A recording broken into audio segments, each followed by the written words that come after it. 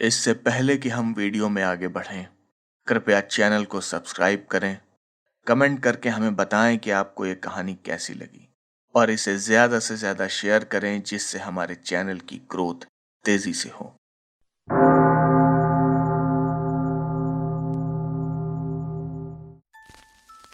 Doctor John sievert की diary, undead Lucy की मौत की रात। इस हादसे के बाद सभी लोग अंदर तक हिल चुके थे। जब मैं प्रोफेसर के साथ बर्कली होटल वापस आया तो मेज पर एक टेलीग्राम रखा हुआ था। उसमें लिखा था, मैं ट्रेन से आ रही हूं, जॉनथन विडबी में है, मीना हार्कर। यह टेलीग्राम देखते ही प्रोफेसर खुशी से उछल पड़े। वो बोले, ओह, मीना आ रही है, ये अच्छी बात है, पर मैं तो यहां रुक नहीं पाऊंगा। जॉन, तुम एक काम करो, तुम स्टेशन जाकर उसे ले आओ और उससे इस बारे में टेलीग्राम जरूर कर देना। मैंने तुरंत ही होटल के रिसेप्शन से एक टेलीग्राम मीना के नाम भिजवा दिया।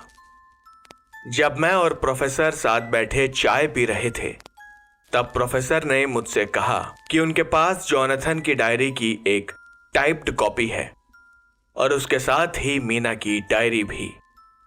उन्होंने वो मुझे थमा दी और कहा कि मैं ठीक से इन्हें पढ़ूं और समझूं। उन्होंने कहा कि जब तक वो वापस आएंगे मैं सब कुछ ठीक से समझ जाऊंगा कि हमें कैसे क्या करना है और किन चीजों का सामना हमसे होने वाला है। उन्होंने उस डायरी पर हाथ रखा और कहा, जॉन, ये डायरी तुम्हें उस अंत की शुरुआत के बारे में बताएगी जिसकी पूरी जिम्मेदारी हमारे ऊपर है। उन्होंने मुझसे पूछा कि मैं भी अपने पास एक डायरी मेंटेन करता हूं ना। मैंने हां में जवाब दिया। प्रोफेसर ने कहा, बस ठीक है, जब मैं वापस आऊंगा तब हम दोनों बैठकर तुम्हारी, जॉनथन और मीना की डायरी को स्टडी करेंगे और कुछ सुराग ढूंढने की कोशिश करेंगे। सुबह मैंने प्रोफेसर को विदा किया और शाम को मीना को लेने मैं ट्रेन स्टेशन पर पहुंचा। मैं मीना को दूर से ही पहचान गया। मैं उसके पास गया और पूछा कि क्या आप ही मिसेस हार्कर हैं? मीना ने सर हिलाया। मैंने उसका सामान उठाया और उसे लेकर घर पहुंच गया। मैंने ध्यान दिया था कि मीना के सामान में एक टाइपराइटर भी था। मैंने अपने घर में ही, जो कि मेरे असाइलम की 4 दीवारी में ही था, मीना के रुकने का इंतजाम कर दिया था। मैंने नौकरों से कहकर उसका बेडरूम तैयार करा दिया, पर मीना को शायद कुछ जल्दी थी।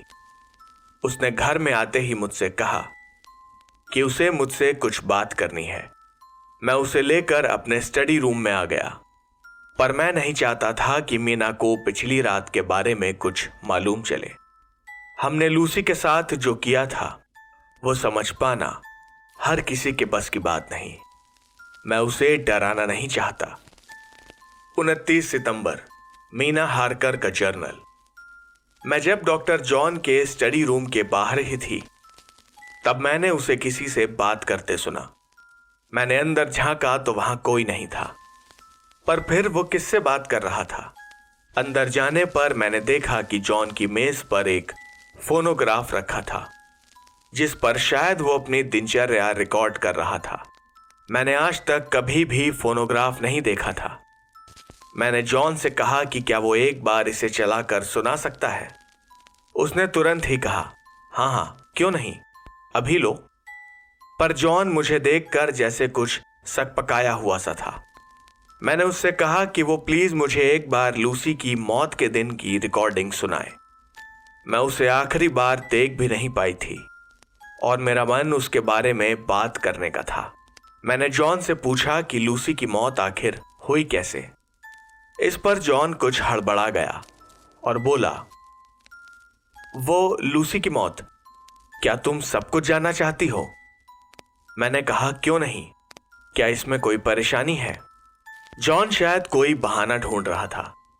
वो कहने लगा कि इस फोनोग्राफ में किसी एक रिकॉर्डिंग को कैसे ढूंढते हैं वो उसे नहीं आता। मैंने जॉन से कहा, तो फिर मैं उसके फोनोग्राफ की सारी रिकॉर्डिंग्स को टाइपराइटर से कॉपी कर लेती हूं। वो बस इसे चला दे और मैं जल्दी जल्दी से शॉर्ट हैंड से टाइप कर लूंगी। इस बार मैंने जॉन का झूठ पकड़ लिया था। वो खड़ा हुआ और कहने लगा, नहीं नहीं, वो एक बहुत ही भयानक कहानी है और तुम्हें इसके बारे में जानने की कोई जरूरत नहीं। पर मैंने जॉन की कुर्सी के पीछे की दीवार पर रखी मेरी और जॉनथन की डायरी, जिसे मैंने ही टाइप किया था, उसे देख लिया था और जॉन भी समझ गया था कि मुझसे वो ज्यादा देर नाटक नहीं कर पाएगा।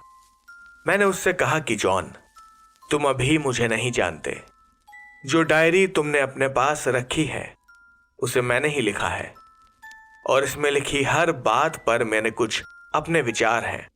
इसीलिए अगर तुम्हें ऐसा लगता है कि तुम्हारे फोनोग्राफ में कुछ ऐसा है जिसे सुनकर मैं डर जाऊंगी, तो ऐसा नहीं होने वाला। जॉन ने मुझसे एक शब्द भी नहीं कहा। वो उठा और एक अलमारी से उसने कुछ टिन के डब्बों में रखे टेप्स निकाले। उसने वो फोनोग्राफ मेरे बेडरूम में लाकर रख दिया और वो टेप्स भी उसमें लगा दिए। मीना को वो टेप्स देने के बाद जॉन वापस अपने स्टडी रूम में आकर बैठ गया और जॉनथन और मीना की डायरी पढ़ने लगा। जॉन अपनी डायरी में लिखता है, मैं जॉनथन और मीना की डायरी पढ़ने में इतना मशगूल हो गया था कि मुझे समय का ध्यान ही नहीं रहा। जब मैंने मीना की डायरी खत्म की तब मुझे याद आया कि मीना ने अभी तक खाना नहीं खाया था। मैं कुर्सी से उठकर मीना के कमरे में जा ही रहा था कि वो स्टडी रूम में आ गई। मीना की आंखों में आंसू थे।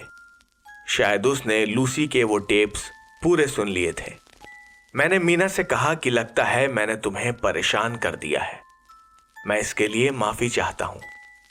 मीना ने कहा, नहीं जॉन, मैं तुम्हारी वजह से परेशान नहीं हूं, बल्कि मैं तो खुश हूं कि मुझे सच्चाई जानने का मौका मिला। पर तुम्हारा ये फोनोग्राफ, इसे हमारे जज्बातों से कोई मतलब नहीं है। ये सच बिल्कुल वैसा ही सुनाता है जैसा कि है। मैं उन टेप्स में तुम्हारे अंदर का गुस्सा और बेबसी साफ महसूस कर पा रही थी। मैंने उन टेप्स की सारी बातें टाइपराइटर से कॉपी कर ली हैं, क्योंकि मैं चाहती हूं कि लूसी के साथ हुआ यह दर्दनाक हादसा सबके सामने आए। मैंने मीना से कहा, पर ऐसा करके हमें क्या मिलेगा? हम इस परेशानी से चुपचाप भी तो निपट सकते हैं। पर मीना ने जो जवाब दिया वो सुनकर मैं चुप हो गया। मीना ने कहा, नहीं जॉन, लूसी के साथ जो भी हुआ है और जिसने भी ये सब किया है वो बहुत ही भयानक है और हमें जो संघर्ष अभी करना है उसके बारे में हमें और लोगों को भी बताना चाहिए। और अगर तुम ऐसा नहीं चाहते तो कम से कम इस लड़ाई में मुझे अपना साथ तो देने दो। तुम जितना जानते हो, मैं और जॉनथन इस मिस्ट्री के बारे में उससे ज्यादा जानते हैं। और जब से प्रोफेसर हम दोनों से मिलकर गए हैं, हम दोनों ने ही अपने कदम इस मुश्किल रास्ते पर बढ़ा दिए हैं। जॉनथन कुछ और सुराग ढूंढने के लिए विडबी गया है और मैंने जॉनथन की डायरी में लिखी बातों में छुपे सुरागों का पता लगाने के लिए दिन रात एक कर दिया है। हमें एक दूसरे पर भरोसा करना चाहिए और कुछ भी छुपाना नहीं चाहिए। जॉनथन कल यहां आ जाएगा और तब हम मिलकर एक साथ काम कर सकते हैं। मीना की कही बातों में दम था, उसे मना करने का सवाल ही नहीं था। मैंने मीना से डिनर के लिए कहा। 29 सितंबर, मीना हरकर की डायरी। डिनर के बाद मैं और जॉन मेरे कमरे में आकर बैठ गए। जॉन ने फोनोग्राफ सेटअप किया और मैंने वो हेडफोन अपने कान में लगा लिए। जॉन सामने कुर्सी पर बैठा जॉनथन की डायरी पढ़ रहा था और मैं लूसी की मौत के बाद हुए हर भयानक दिन और रात का आंखों देखा हाल सुन रही थी। लूसी के साथ हुई हर बात जानने के बाद मैं अपनी जगह पर बैठी सुन्न पड़ गई थी। मेरे सामने जॉन का हाथ आया जिसमें एक ग्लास में ब्रांडी थी। उसे पीकर मैंने कुछ राहत महसूस की। अगर मैंने जॉनथन की डायरी नहीं पढ़ी होती तो मैं शायद कभी इन टेप्स पर विश्वास नहीं करती। ट्रांसिल्वेनिया में जॉनथन ने जो कुछ झेला था वो शायद इससे भी भयंकर था। अपना ध्यान बटाने के लिए मैंने टाइपराइटर का कवर हटाया और जॉन के उन सारे टेप्स जिन्हें मैंने सुना था उन्हें लिखना शुरू कर दिया। जिस रहस्य को सुलझाने की कोशिश हम कर रहे थे उसमें हमारे पास सारी जानकारी सिलसिलेवार तरह से लिखा होना बहुत ही जरूरी था, और मैं नहीं चाहती हूं कि कल जब प्रोफेसर और जॉनथन यहां आए तो हमें सारी घटनाओं को एक क्रम में देखने में कोई परेशानी हो। शायद 1-2 दिन में आर्थर और क्विंसी भी आ जाएंगे और हम ये सारे कागज उन्हें पढ़ने के लिए दे सकते हैं, जिससे उन्हें भी ठीक ठीक अंदाजा हो जाएगा कि हम किस लक्ष्य की तरफ बढ़ रहे हैं। मुझे पक्का यकीन है कि उन्हें जॉनथन के बारे में कुछ पता नहीं होगा। देर रात तक काम करते करते मैंने डॉक्टर जॉन की डायरी की 3 कॉपीज तैयार कर ली थी। मैंने जॉन से कुछ पुराने अखबार भी मंगाकर पढ़े थे और उनमें छपी कुछ बुरी घटनाओं को मैंने रिकॉर्ड भी कर लिया था, जो कि काउंट ड्रैकुला के इंग्लैंड आने के बाद हुई थी। 30 सितंबर, डॉक्टर जॉन सीवर्ट की डायरी। जॉनथन आज 9 बजे यहां आ गया है। वो देखने में तो एक मामूली इंसान ही लगता है, पर उससे बात करने पर मुझे समझ आया कि वह बहुत ही तेज दिमाग का मालिक है, और जो कुछ उसकी डायरी पढ़ने पर मुझे पता चला कि वो दिल से भी उतना ही मजबूत है। वैसे भी जिस तरह से वो जिंदा बच पाया है, उसके बाद दोबारा ऐसे किसी मिशन पर जाने का सोचना भी कोई मामूली बात नहीं है। दोपहर को जॉनथन और मीना अपने कमरे में थे और मुझे टाइपराइटर की आवाज साफ सुनाई दे रही थी। वो दोनों ही शुरू से लेकर अब तक हुआ सब कुछ क्रोनोलॉजिकल ऑर्डर में डॉक्यूमेंट कर रहे थे। उनके सारे डॉक्यूमेंट्स पढ़ने पर मुझे पता चल गया है कि मेरे मेंटल असाइलम की प्रॉपर्टी पर मौजूद वो कैराफैक्स एस्टेट ही काउंट ड्रैकुला ने खरीदा है। जॉनथन ने मुझे कैराफैक्स एस्टेट के बारे में सारे कागज दिखाए और मुझे अपनी आंखों पर यकीन नहीं हो रहा। तो क्या वो 2 लोग जो उस दिन उस घर में बक्से रखने आए थे वो काउंट का ही सामान था? शायद तभी रेनफील्ड बार बार भागकर उस घर में चला जाता है। काश ये सब मुझे पहले मालूम होता तो मैं लूसी को बचा लेता। जॉनथन और मीना ने मुझसे कहा है कि वो रात में डिनर के वक्त मुझे सारे डॉक्यूमेंट्स एक साथ पढ़ने के लिए देंगे। इस रहस्य की कड़ियां जुड़ते देखकर मेरा मन एक बार रेनफील्ड से मिलने का हुआ। जब मैं उसकी सेल में पहुंचा तो वो जमीन पर हाथ जोड़कर बैठा था। वो पता नहीं शून्य में क्या देख रहा था। दूर से देखने में वो शांत, किसी दयावान इंसान जैसा लग रहा था, मगर मैंने उसका भयानक रूप भी देखा है। मैं कुछ देर उसके साथ बैठा और कई अलग अलग विषयों पर बात की, जिसका उसने बड़े ही आराम से जवाब दिया। पर उसने आज मुझसे एक बड़ी ही अजीब मांग रखी, जैसी उसने पहले कभी नहीं की थी। उसने कहा कि उसे घर जाना है। वो कह रहा था कि मैं उसे तुरंत ही डिस्चार्ज कर दूं। मुझे उसकी यह बात बड़ी ही अजीब लगी। मैं ये तो समझ चुका हूं कि उसके अक्सर गुस्से में आने की वजह कहीं ना कहीं काउंट ड्रैकुला से जुड़ी है, पर रेनफील्ड इतना शांत और सहज कभी भी नहीं था।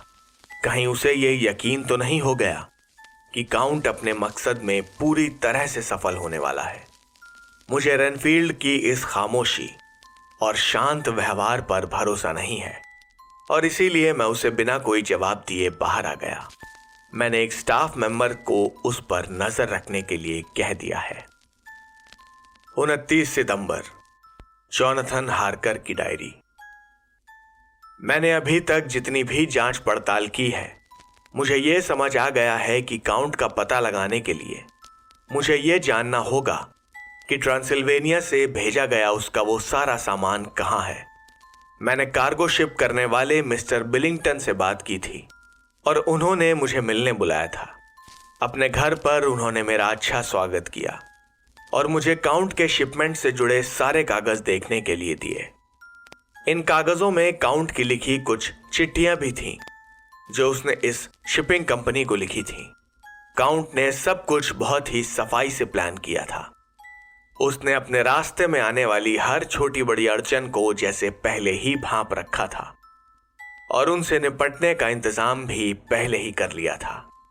काउंट ने 50 लकड़ी के बक्से, जिनमें मिट्टी भरी थी, भिजवाए थे।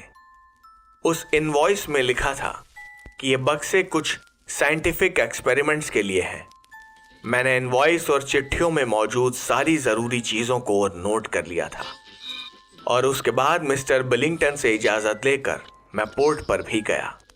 वहां मैंने कस्टम्स ऑफिसर्स और कोस्ट गार्ड से भी बात की। 30 सितंबर, मीना हार्कर की डायरी। प्रोफेसर वैन हेल्सिंग आत्मविश्वास से भरे हुए हैं। उन्हें मुझ पर और जॉनथन पर काफी भरोसा है। वो कहते हैं कि जॉनथन का मन काफी मजबूत है। ऐसी कोई परिस्थिति जहां आम लोग झुक जाते हैं, वहां जॉनथन खुद पर काबू रख सकता है। उनकी बातें सुनकर मुझे भी भरोसा होने लगा है कि हम सब काउंट को खत्म करने में कामयाब हो जाएंगे। यहां आर्थर और क्विंसी भी आ गए हैं। मुझे उम्मीद नहीं थी कि वो इतना जल्दी प्रोफेसर से मिलने पहुंच जाएंगे। जॉनथन भी अपने सफर से लौट आया है और डॉक्टर जॉन के साथ किसी काम से बाहर गया हुआ है। मैंने आर्थर और क्विंसी को अब तक जमा की गई सारी जानकारी पढ़ने के लिए दी है। मैं लाइब्रेरी के बाहर खड़ी आर्थर के सुबकने की आवाजें सुन रही थी। जब मैं आर्थर के पास जाकर बैठ गई, तब जैसे उसका बांध टूट गया। लूसी की मौत के दिन से आज तक शायद वो पहली बार खुलकर अपने दर्द का इजहार कर रहा था। उसने बताया कि उस मनहूस दिन के बाद से वो एक रात भी चैन से नहीं सोया है। उसने कहा कि मैं उसकी बहन की तरह हूं और वो हम सब के साथ मिलकर काउंट को अपने हाथों से मौत के दरवाजे तक लेकर जाएगा। 30 सितंबर, डॉक्टर जॉन सीवर्ट की डायरी। आज जब मैं और मीना साथ में चाय पी रहे थे, तब मीना ने मुझसे रिक्वेस्ट की कि वो रेनफील्ड से मिलना चाहती है। मैं मीना को लेकर रेनफील्ड के सेल पहुंचा और उससे कहा कि ये लेडी तुमसे मिलना चाहती है। रेनफील्ड का सवाल था कि ये कौन है और मुझसे क्यों मिलना चाहती हैं। मैंने रेनफील्ड से कहा कि ये तुम इनसे खुद ही पूछ लो। रेनफील्ड ने मुझसे 1 मिनट रुकने के लिए कहा, क्योंकि उसे अपने कमरे में कुछ साफ सफाई करनी थी। उसका कमरा ठीक ठाक करने का तरीका भी बड़ा ही अजीब था। उसने जितनी भी कीड़े मकोड़े जमा कर रखे थे, उन्हें वो जल्दी से खा गया। अपना वो घिनौना काम खत्म करके रेनफील्ड ने मीना को अंदर बुलाया। रेनफील्ड अपने बिस्तर के एक कोने में सर झुकाए बैठा था, पर उसकी नजरें मीना पर थीं। मैं जानता था कि रेनफील्ड कभी भी हिंसक हो सकता था, इसीलिए मैं ऐसी जगह खड़ा हुआ था जहां से मैं उसके मीना पर हमला करने पर बीच में ही उसे पकड़ लेता। मीना सेल में आई और उसने रेनफील्ड से कहा, गुड इवनिंग मिस्टर रेनफील्ड। मैं आपको पहले से ही जानती हूं। डॉक्टर सीवर्ट ने मुझे आपके बारे में बताया था। इसके बाद रेनफील्ड ने जो जवाब दिया, वो सुनकर मैं और मीना दोनों ही सकते में आ गए थे। उसने कहा, तुम वो लड़की तो नहीं हो जिससे डॉक्टर जॉन शादी करना चाहता था? वो तो मर चुकी है ना? मीना और मैं दोनों ही ये सुनकर चौंक गए थे, पर मीना ने यह जाहिर नहीं होने दिया। उसने कहा, नहीं, मैं वो नहीं हूं। मेरी शादी तो पहले ही हो चुकी है। मेरा नाम मीना हार्कर है। रेनफील्ड ने पूछा, तो फिर तुम यहां क्या कर रही हो? मीना ने जवाब दिया, मैं और मेरे पति यहां डॉक्टर जॉन के साथ कुछ काम से रुके हुए हैं। हम उनके मेहमान हैं। मीना आगे कुछ बोलती उससे पहले ही रेनफील्ड ने मीना को काट दिया। उसने कहा, तो तुम्हें यहां नहीं रुकना चाहिए। जिस पर मीना ने पूछा कि वो ऐसा क्यों कह रहा है, पर मैंने रेनफील्ड के जवाब देने से पहले ही उसे टोक दिया। मैंने कहा, तुम्हें कैसे पता कि मैं किसी से शादी करना चाहता था? रेनफील्ड ने मुझसे बड़ी बेइज्जती से बात की। उसने कहा, यह किस तरह का सवाल है? तुम बड़े ही बेकार सवाल पूछते हो। मीना ने रेनफील्ड से बड़े ही नरम लहजे में पूछा कि वो ऐसा क्यों कह रहा है। मीना से बात करते वक्त रेनफील्ड बिल्कुल शांत हो जाता था। उसने कहा, मिसेस हार्कर, हमारे दोस्त डॉक्टर सिवर्ट को सभी लोग बहुत पसंद करते हैं। यहाँ तक कि इस असाइलम के सारे पेशेंट, जिनका मैं भी एक हिस्सा हूँ, वो भी डॉक्टर सिवर्ट को बहुत पसंद करते हैं। इसके आगे रेनफील्ड बोलता रहा और मैं आश्चर्य से सुनता रहा। वो किसी बहुत बड़े फिलोसोफर की तरह बातें कर रहा था। क्या मीना को देखकर उसे कुछ याद आ गया था, या फिर एक लेडी के सामने वो खुद को बिल्कुल शांत और पढ़ा लिखा दिखाने की कोशिश कर रहा था? मैंने रेनफील्ड के मुंह से इस तरह की बातें कभी नहीं सुनी थी। वो एलिमेंटल फिलॉसफी और ना जाने किन किन विषयों पर बातें कर रहा था, और कई बार तो उसने खुद को एक उदाहरण की तरह पेश किया था ताकि वो अपनी बात हमें सही तरह से समझा सके। वो कह रहा था, मैं खुद भी कई अलग अलग ऐसी चीजों में विश्वास करता हूं जिससे मेरे आसपास के लोग डरने लगे थे, और उन्होंने ये फैसला किया था कि मुझे यहाँ असाइलम में होना चाहिए।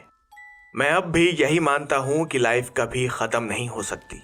यह बस एक शरीर से दूसरे शरीर में ट्रांसफर हो जाती है। मेरा पूरा विश्वास है कि अगर मैं एक के बाद एक सारी जिंदा चीजों को खा लूं तो मैं अपनी जिंदगी लंबी कर सकता हूं और शायद हमेशा के लिए इस दुनिया में जी सकता हूं। कई बार मेरा मन किया कि मैं किसी इंसान की जिंदगी अपने अंदर समा लूं। मिसेस मीना, डॉक्टर सिवर्ट तुम्हें बता सकते हैं कि मैंने उनकी जान लेने की भी कोशिश की थी, क्योंकि मैं उनकी लाइफ को खुद में समाकर अपनी ताकत को बढ़ाना चाहता था। इसके लिए मुझे इनका खून चाहिए था। ऑफ कोर्स मैं इन्हें पूरा का पूरा खा तो नहीं सकता, जैसा कि मैं बाकी छोटी जिंदा चीजों के साथ कर सकता हूं। मैं सही कह रहा हूं ना डॉक्टर सिवर्ट? मैंने हाँ में सिर हिला दिया, पर मैं अंदर ही अंदर सोच में पड़ा हुआ था कि क्या रेनफील्ड अपने किए हुए हर सही गलत काम को लेकर पूरी तरह से अवेयर है, यानी उसकी चेतना अभी तक मरी नहीं है। तो फिर ये पागलपन नहीं है बल्कि हैवानियत है। मैंने घड़ी देखी तो प्रोफेसर वैन हेल्सिंग से मिलने का समय हो गया था। मैंने मीना से कहा कि हमें अभी यहां से चलना चाहिए। जाते हुए मीना ने रेनफील्ड से कहा, goodbye and God bless you. अगर मौका मिला तो मैं तुमसे मिलने दोबारा आऊंगी। पर रेनफील्ड का जवाब चौंका देने वाला था। उसने कहा, goodbye dear, God bless you, और मैं अपने मास्टर से प्रार्थना करूंगा कि मुझे तुम्हारी शक्ल दोबारा ना देखनी पड़े। मैं जब बाहर पहुंचा तो प्रोफेसर बग्घी से उतर ही रहे थे। उन्होंने कहा कि उनके पास बताने के लिए बहुत कुछ है। जब मैंने उन्हें बताया कि मीना ने हमारे लिए सारे डॉक्यूमेंट्स तैयार कर दिए हैं तो प्रोफेसर काफी खुश हुए। वो हमेशा ही मीना की तारीफ करते हैं और ये जायज भी है। इसके बाद मैंने उन्हें कुछ नई जानकारी, जैसे कि ड्रैकुला का नया घर जो कि असाइलम की प्रॉपर्टी पर है, उसके बारे में भी बताया। 30 सितंबर, मीना हार्कर का जर्नल। डिनर के करीब 2 घंटे बाद हम सब जॉन के स्टडी रूम में पहुंचे, जहां प्रोफेसर ने सबको एक मेज के इर्द गिर्द बिठा दिया। मैं प्रोफेसर के बगल की कुर्सी पर थी और जॉनथन भी मेरे साथ वाली कुर्सी पर ही था। प्रोफेसर ने बोलना शुरू किया। उन्होंने कहा, मुझे उम्मीद है कि आप सब अब तक काफी कुछ समझ चुके हैं, पर उससे भी जरूरी इन सब की जड़ में जो इंसान नहीं आदमी है, उसके बारे में और उसके इतिहास के बारे में मैं आपको कुछ बताना चाहता हूं। हम सब के पास काफी सबूत हैं कि वैम्पायर्स हमारी इसी दुनिया में हमारे बीच ही रहते हैं। अगर आप सब ने मिस लूसी की हालत ना भी देखी होती तब भी आपको हिस्ट्री में वैम्पायर्स के बारे में पढ़ने को मिल जाता। ये वैम्पायर्स या फिर नॉसफेरातु किसी मधुमक्खी की तरह नहीं है जो कि एक बार डंक मारने पर खुद ब खुद मर जाती है। जिस आदमी का शिकार हमें करना है वो बहुत ही ताकतवर है और गुजरते समय के साथ और भी ताकतवर होता जा रहा है। इस आदमी में कम से कम 50 आदमियों की ताकत है। चूंकि इसने इतिहास को अपनी आंखों से बनते देखा है, इसीलिए उसका तजुर्बा और चालाकी हम सब से कहीं ज्यादा है। उसके पास काली शक्तियों की असीमित ताकत है। उसके पास उसकी एक आवाज पर खड़े हो जाने वाले और भी अनडेड हैं। उसके अंदर रहम नहीं है वो जब चाहे अपने आसपास के मौसम को बदल सकता है। हवा, पानी और आग को वो अपने मकसद के लिए इस्तेमाल कर सकता है। जानवर जैसे कि चूहे, लोमड़ियां, उल्लू और चमगादड़ उसकी बात मानते हैं। वो जब चाहे अपना आकार बदल सकता है, कभी भी कहीं भी आ जा सकता है। और सबसे खतरनाक, वो इन सभी ताकतों का इस्तेमाल अपने शैतानी इरादों में कामयाब होने के लिए कर सकता है, और मेरी माने तो जरूर करेगा। अब सवाल ये उठता है कि हम उसे मारेंगे? नहीं, मेरा मतलब है उसकी आत्मा को भगवान के पास कैसे पहुंचाएंगे। मेरे दोस्तों, ये एक बहुत ही कठिन काम है और इसका अंजाम जानकर अच्छे अच्छे बहादुर भी कांप जाएंगे। हमारे पास इस लड़ाई में जीतने के अलावा कोई और दूसरा रास्ता नहीं है, क्योंकि यहाँ बात मेरे और आप लोगों में से किसी के जिंदा रहने या ना रहने की नहीं है, बल्कि जरूरी ये है कि इस शैतान का नामो निशान इस दुनिया से मिट जाना चाहिए। मेरी उम्र आप सबसे कहीं ज्यादा है और मेरे लिए यह कहना आसान है, पर तुम सब अभी जवान हो और तुम सबको अपनी जिंदगी में बहुत कुछ देखना है। इसके बावजूद भी मैं आप सबसे एक बार पूछना चाहता हूं कि क्या आप इस खतरनाक काम के लिए हामी भरेंगे? जॉनथन ने जोर से मेरा हाथ पकड़ा हुआ था। उसने कहा, मैं और मीना आपके साथ हैं। क्विंसी और आर्थर ने एक साथ कहा, लूसी के लिए हम ये भी करेंगे। जॉन ने बिना कुछ कहे हाँ में सर हिला दिया। प्रोफेसर ने अपने गले से वो सोने का क्रॉस निकाला और उसे मेज पर रख दिया। हम सब खड़े हुए और हमने एक दूसरे के हाथ पकड़े। प्रोफेसर ने हमें बैठने के लिए कह दिया। प्रोफेसर ने आगे कहा, मैंने आप सबको उस शैतान की ताकतों के बारे में इतना कुछ बताया है, पर ऐसा नहीं है कि हम उससे मुकाबला करने के काबिल ही नहीं हैं। हमारे पास साइंस है, एक दूसरे का साथ और भरोसा है, और सबसे बड़ी ताकत उस भगवान का दिया हुआ दिन का समय है, जिसमें किसी भी अनडेड की कोई भी ताकत काम नहीं करती। अगर हम सही तरह से इन ताकतों का इस्तेमाल करेंगे तो हम जरूर ही उस शैतान का काम तमाम करने में कामयाब हो जाएंगे। अब मैं आप लोगों को यह बताता हूं कि इस काउंट की आखिर क्या कमजोरियां हैं। वैसे तो हम पुराने लोगों की कही बातों को अंधविश्वास मानकर उन्हें नकार सकते हैं, पर जब मामला जिंदगी और मौत का हो तब हमें हर एक छोटी से छोटी चीज पर ध्यान देना चाहिए। इस काउंट ने दुनिया में शायद ही कोई जगह छोड़ी होगी। ग्रीस, रोम, चाइना, इंडिया, जर्मनी, इसने हर जगह अपना आतंक फैलाया है और वहां के लोग इसके बारे में बहुत सी बातें करते हैं, और उनमें से कई बातें हम सब ने अपनी आंखों के सामने सच होती देखी हैं। जैसे कि ये वैम्पायर बूढ़ा तो हो सकता है मगर अपने आप मर नहीं सकता। इसे जैसे ही इंसान या फिर किसी जानवर का खून पीने को मिलेगा, यह फिर से पहले जैसा हो जाएगा। और हमारे दोस्त जॉनथन ने अपनी आंखों से देखा है कि उसका अक्स शीशे में दिखाई नहीं देता। वो एक धुंध के रूप में बड़ी ही आसानी से कहीं भी पहुंच सकता है, फिर चाहे खिड़की दरवाजे बंद ही क्यों ना हो। पर जितना मुझे समझ आया है कि वो इस रूप में बहुत ज्यादा देर तक नहीं रुक सकता, पर उसकी इन सारी ताकतों के बावजूद वो पूरी तरह से आजाद भी नहीं है। वो डॉक्टर जॉन के मेंटल असाइलम में रहने वाले बहुत से कैदियों जैसा ही है। वो बिना किसी की इजाजत के किसी के घर में नहीं घुस सकता और उसकी सारी ताकतों पर दिन होते ही लगाम लग जाती है। और एक जरूरी बात, उसे अपनी यह ताकत अपने पैदाइश की जमीन के मिट्टी से मिलती है। इसीलिए अपनी सारी ताकतों का इस्तेमाल करने के लिए उसके अपने घर की मिट्टी का उसके पास होना बहुत जरूरी है। जॉनथन, तुमने खुद पता किया है ना कि काउंट ने कैसे बक्सों में मिट्टी ट्रांसिल्वेनिया से यहां भिजवाई है? जॉनथन ने हां में सर हिलाया। प्रोफेसर ने आगे बोलना शुरू किया। पानी को लेकर भी उसकी कुछ कमजोरियां हैं, जैसे कि यह काउंट बहते पानी के पास जाना पसंद नहीं करता जब तक बहुत जरूरी ना हो। यह इसकी शक्तियों को कम कर देता है, और कुछ चीजें तो उसकी ताकत को बिल्कुल ही खत्म कर देती हैं, जैसे कि लहसुन और कुछ पवित्र निशान, जैसे कि ये क्रॉस। और भी कुछ चीजें हैं जो उस शैतान को अपनी हद में रख सकती है। जैसे अगर हम उसके कॉफिन पर एक जंगली लाल गुलाब रख दें तो वो उससे बाहर नहीं निकल पाएगा, या फिर अगर हम उसके दिल में एक स्टेक घुसाकर उसका सर धड़ से अलग कर दें तो क्या पता हम उसे मार भी सकते हैं। अगर हम किसी तरह इस काउंट के आराम करने की जगह का पता लगा लें और उसे दिन में उसके कॉफिन में सोते हुए पकड़ लें तो हम उसे ठिकाने लगा सकते हैं। पर ऐसा करना आसान नहीं होगा क्योंकि वो बहुत ही चालाक है। मैं बुडापेस्ट यूनिवर्सिटी के अपने एक दोस्त आर्मीनियस से उसका रिकॉर्ड निकालने के लिए कह चुका था। उसने मुझे बताया कि इसका पूरा नाम वॉइवोद ड्रैकुला है, जिसने टर्कों के खिलाफ एक बहुत ही भयंकर युद्ध लड़ा था।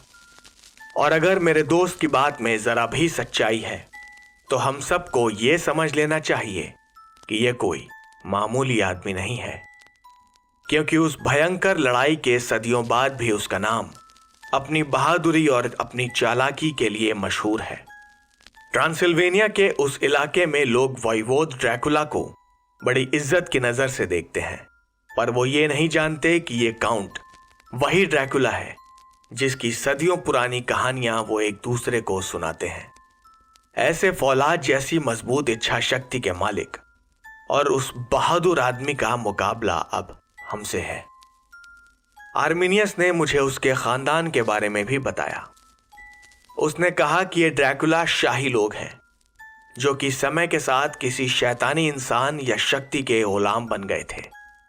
आर्मीनियस ने मुझे उसका नाम तो नहीं बताया, पर उसे इतिहास में द ईविल वन के नाम से जाना जाता है।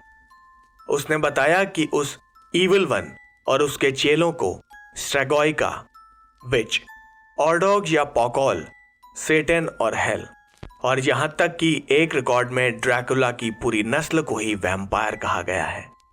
यह जानकारी मैंने अपने काम के लिए समर्पित बहुत ही कुछ अच्छे लोगों से इकट्ठा की है, और उनका कहना है कि इतनी सदियों में शायद ही ऐसा कोई गंदा और गलीज काम होगा जो इस शैतान ने ना किया हो। प्रोफेसर हमें यह सब समझा रहे थे, पर क्विंसी न जाने खिड़की से बाहर क्या देख रहा था। वो अचानक उठा और बाहर निकल गया। प्रोफेसर कुछ पलों के लिए रुके और उन्होंने आगे बोलना शुरू किया। उन्होंने कहा, जॉनथन ने पता लगा लिया है कि ट्रांसिल्वेनिया से विडबी में मिट्टी से भरे 50 बक्से भेजे गए हैं और वो सारे के सारे बक्से कैराफैक्स स्टेट में रखे हुए हैं। हमें यह भी पता है कि उनमें से कुछ बक्से वहां से हटाए भी गए हैं। तो सबसे पहले हमें उन बक्सों की सही जगह का पता लगाना होगा। और प्रोफेसर बोल ही रहे थे कि हमारा ध्यान एक गोली की आवाज से टूटा। एक बंदूक की गोली खिड़की का कांच तोड़ते हुए सीधा छत में जा लगी थी। सारे ही लोग चौकन्ना हो गए थे और आर्थर खिड़की से बाहर देखने गया।